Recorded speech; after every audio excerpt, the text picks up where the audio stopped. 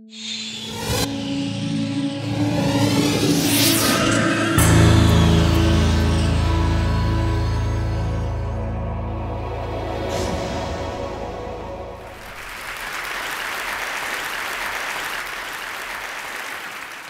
want to start my talk today with two observations about the human species. The first observation is something that you might think is quite obvious, and that's that our species, Homo sapiens, is actually really, really smart, like ridiculously smart. Like, you're all doing things that no other species on the planet does right now. And this is, of course, not the first time you've probably recognized this. Of course, in addition to being smart, we're also an extremely vain species. So we like pointing out the fact that we're smart. So I could turn to pretty much any sage from Shakespeare to Stephen Colbert to point out things like the fact that we're noble in reason and infinite in faculties, and just kind of awesomer than everything else on the planet when it comes to all things cerebral. But of course, there's a second observation about the human species that I want to focus on a little bit more. And that's the fact that even though we're actually really smart, sometimes uniquely smart, we can also be incredibly, incredibly dumb when it comes to some aspects of our decision-making. Now, I'm seeing lots of smirks out there. Don't worry, I'm not going to call anyone in particular out on any aspects of your own mistakes. But of course, just in the last 2 years, we see these unprecedented examples of human ineptitude. We've watched as the tools we uniquely make to pull the resources out of our environment kind of just blow up in our face. We've watched the financial markets that we uniquely create, these markets that were supposed to be foolproof. We've watched them kind of collapse before our eyes. But both of these two embarrassing examples, I think, don't highlight what I think is most embarrassing about the mistakes that humans make, which is that we'd like to think that the mistakes we make are really just the result of a couple bad apples or a couple really sort of fail blog-worthy decisions. But it turns out what social scientists are actually learning is that most of us, when put in certain contexts, will actually make very specific mistakes. The errors we make are actually predictable. We make them again and again. And they're actually immune to lots of evidence. When we get negative feedback, we still, the next time we're faced with a certain context, tend to make the same errors. And so this has been a real puzzle to me as a sort of scholar of human nature. What I'm most curious about is, how is a species that's as smart as we are capable of such bad and such consistent errors all the time? We're the smartest thing out there. Why can't we figure this out? In some sense, where do our mistakes really come from? And having thought about this a little bit, I see a couple different possibilities. One possibility is, in some sense, it's not really our fault. Because we're a smart species, we can actually create all kinds of environments that are super, super complicated, sometimes too complicated for us to even actually understand, even though we've actually created them. We create financial markets that are super complex. We create mortgage terms that we can't actually deal with. And of course, if we are put in environments where we can't deal with it, in some sense, makes sense that we actually might mess certain things up. If this was the case, we'd have a really easy solution to the problem of human error. We'd actually just say, OK, let's figure out the kinds of technologies we can't deal with, the kinds of environments that are bad, get rid of those, design things better, and we should be the noble species that we expect ourselves to be. But there's another possibility that I find a little bit more worrying, which is maybe it's not our environments that are messed up. Maybe it's actually us that's designed badly. This is a hint that I've gotten from watching the ways that social scientists have learned about human errors. And what we see is that people tend to keep making errors exactly the same way over and over again. It feels like we might almost just be built to make errors in certain ways. This is a possibility that I worry a little bit more about, because if it's us that's messed up, it's not actually clear how we go about dealing with it. We might just have to accept the fact that we're error-prone and try to design things around it. So this is the question my students and I wanted to get at. How can we tell the difference between possibility 1 and possibility 2?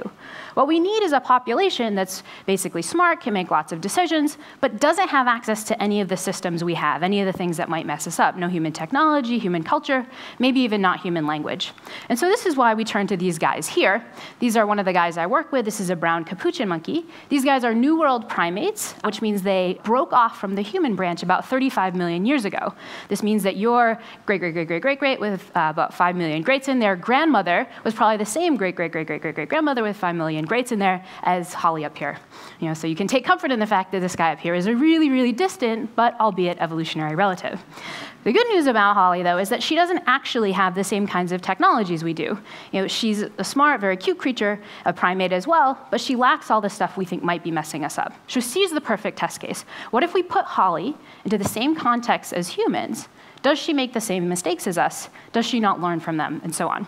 And so this is the kind of thing we decided to do. My students and I got very excited about this a few years ago. We said, all right, let's throw some problems at Holly, see if she messes these things up. First problem is just, well, where should we start? Because it's great for us, but bad for humans. We make a lot of mistakes, a lot of different contexts. Where are we actually going to start with this?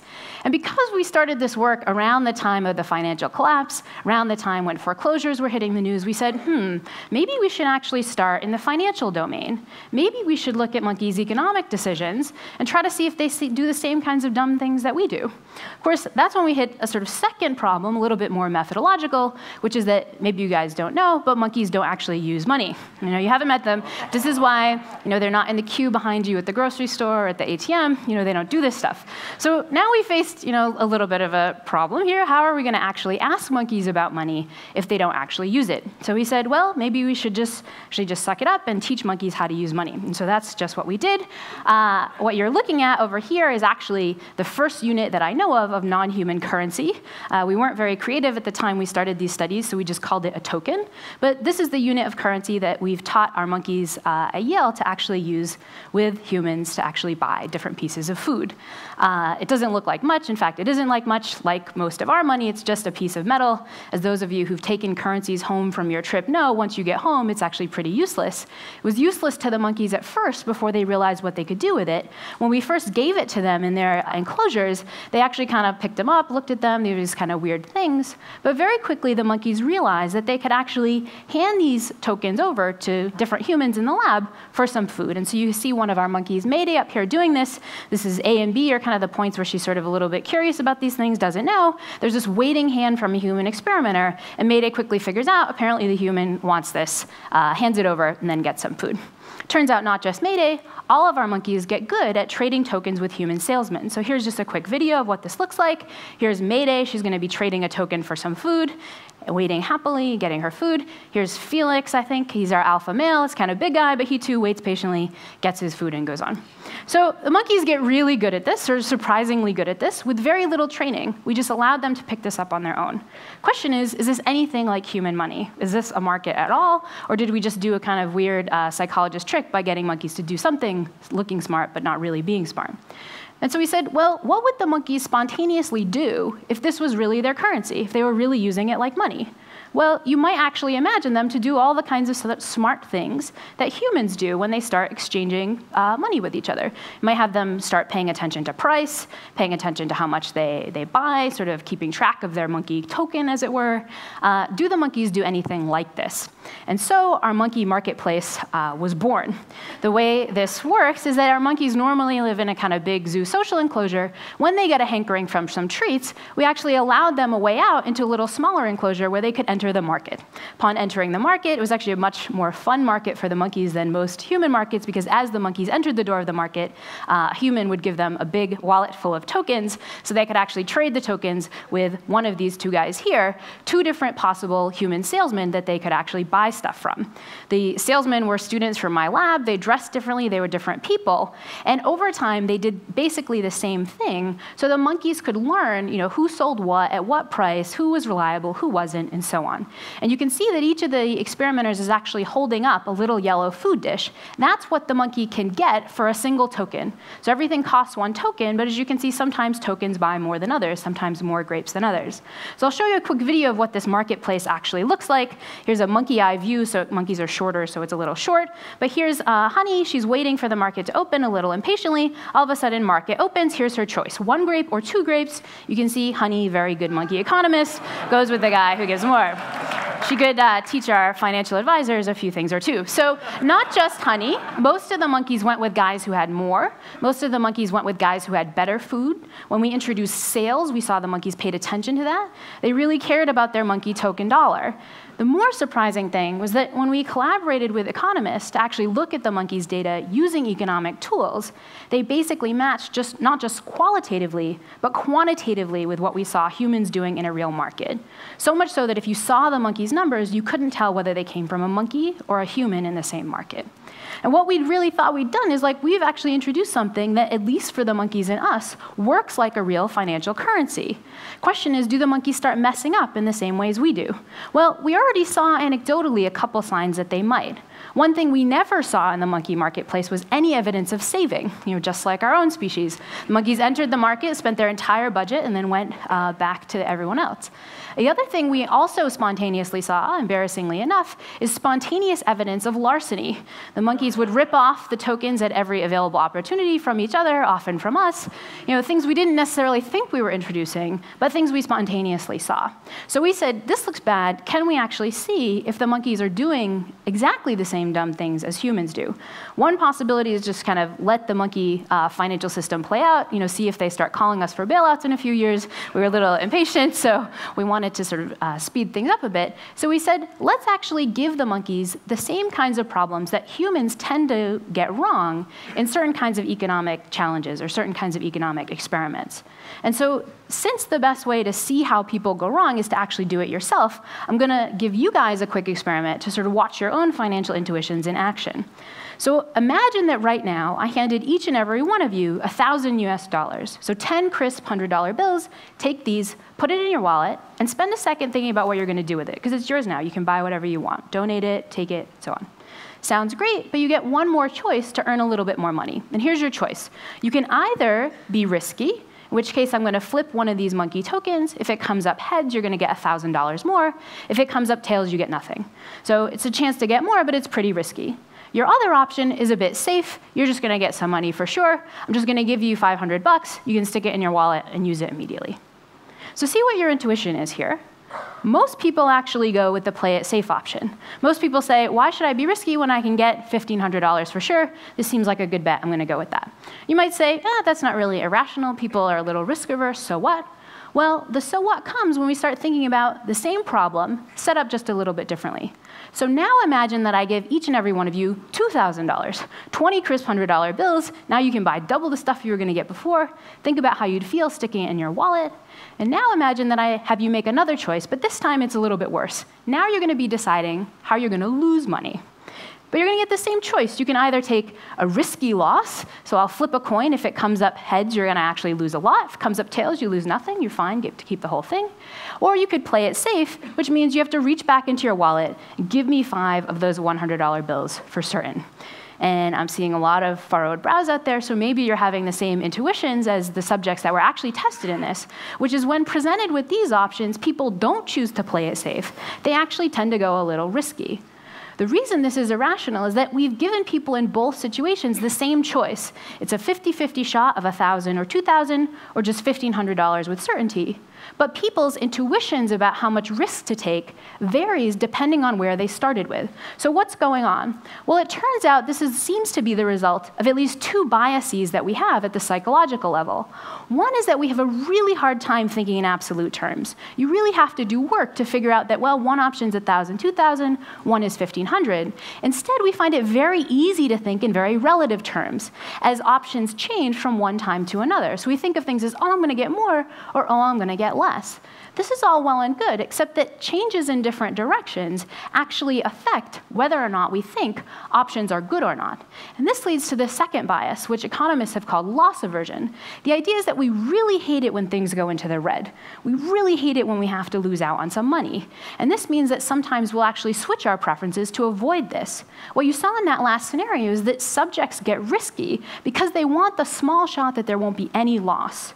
That means when we're in a risk mindset, or when we're in a loss mindset, we actually become more risky, which can actually be really worrying.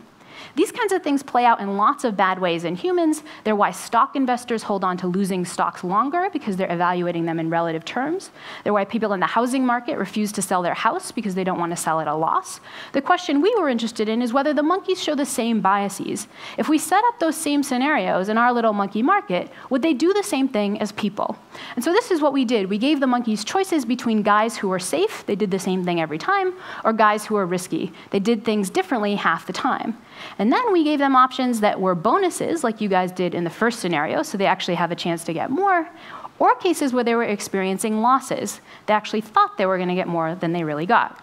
And so this is what this looks like. We introduced the monkeys to 2 new monkey salesmen. The guy on the left and right both start with 1 piece of grape, so it looks pretty good, but they're going to give the monkeys bonuses. The guy on the left is a safe bonus. All the time, he adds 1 to give the monkeys 2. The guy on the right is actually a risky bonus. Sometimes the monkeys get no bonus, so this is a bonus of 0. Sometimes the monkeys get 2 extra. For a big bonus, now they get 3. But this is the same choice you guys just faced. Do the monkeys actually want to play it safe and then go with the guy who's going to do the same thing on every trial? Or do they want to be risky and try to get a risky but big bonus, but risk the possibility of getting no bonus? People here played it safe. Turns out the monkeys play it safe too. Qualitatively and quantitatively, they choose exactly the same way as people when tested in the same thing. You might say, well, maybe the monkeys just don't like risk. Maybe we should see how they do with losses. And so we ran a second version of this. Now the monkeys meet 2 guys who aren't giving them bonuses. They're actually giving them less than they expect. So they look like they're starting out with a big amount. These are 3 grapes. The monkey's really psyched for this. But now they learn these guys are going to give them less than they expect. The guy on the left is a safe loss. Every single time, he's going to take 1 of these away and give the monkeys just 2. The guy on the right is the risky loss. Sometimes he gives no loss, so the monkeys are really psyched. But sometimes he actually gives a big loss, taking away 2 to give the monkeys only 1. And so what do the monkeys do? Again, same choice. They can play it safe for always getting 2 grapes every single time, or they can take a risky bet and choose between 1 and 3. The remarkable thing to us is that when you give monkeys this choice, they do the same irrational thing that people do. They actually become more risky depending on how the experimenter started. This is crazy because it suggests that the monkeys, too, are evaluating things in relative terms and actually treating losses differently than they treat gains. So what does all of this mean? Well, what we've shown is that, first of all, we can actually give the monkeys a financial currency, and they do very similar things with it. They do some of the smart things we do, some of the kind of not so nice things we do, like steal it and so on, but they also do some of the irrational things we do. They systematically get things wrong, and in the same ways that we do. This is the first take-home message of the talk, which is that if you saw the beginning of this and you thought, oh, I'm totally going to go home and hire a Capuchin monkey financial advisor, they're way cuter than the one, don't do that. They're probably going to be just as dumb as the human one you already have. So, a little bad, sorry, a little bad for monkey investors, but of course, the reason you're laughing is bad for humans too, because we've answered the question we started out with. We wanted to know where these kinds of errors came from, and we started with the hope that maybe we can sort of tweak our financial institutions, tweak our technologies to make ourselves better. But what we've learned is that these biases might be a deeper part of us than that. In fact, they might be due to the very nature of our evolutionary history. Maybe it's not just humans at the right side of this chain that's duncy. Maybe it's sort of duncy all the way back. And this, if we believe the Capuchin monkey results, means that these duncy strategies might be 35 million years old. That's a long time for a strategy to potentially get changed around. Really, really old. What do we know about other old strategies like this? Well, one thing we know is that they tend to be really hard to overcome.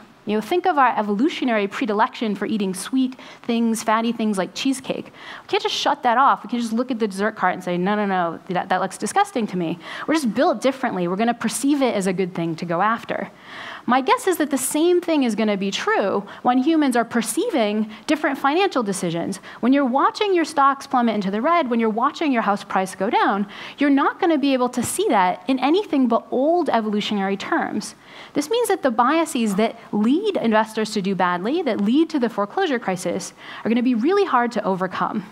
So that's the bad news. The question is there any good news? I'm supposed to be up here telling you the good news.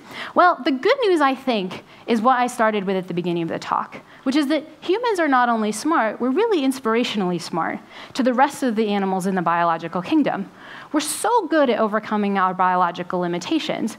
I flew over here in an airplane. I didn't have to try to flap my wings. I'm wearing contact lenses now so that I can see all of you. I don't have to rely on my own nearsightedness. We actually have all of these cases where we overcome our biological limitations through technology and other means seemingly pretty easily. But we have to recognize that we have those limitations. And here's the rub.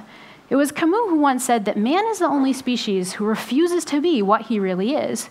But the irony is that it might only be in recognizing our limitations that we can really actually overcome them. The hope is that you all will think about your limitations not necessarily as unovercomable, but to recognize them, accept them, and then use the world of design to actually figure them out. That might be the only way that we will really be able to achieve our own human potential and really be the noble species we hope to all be. Thank you.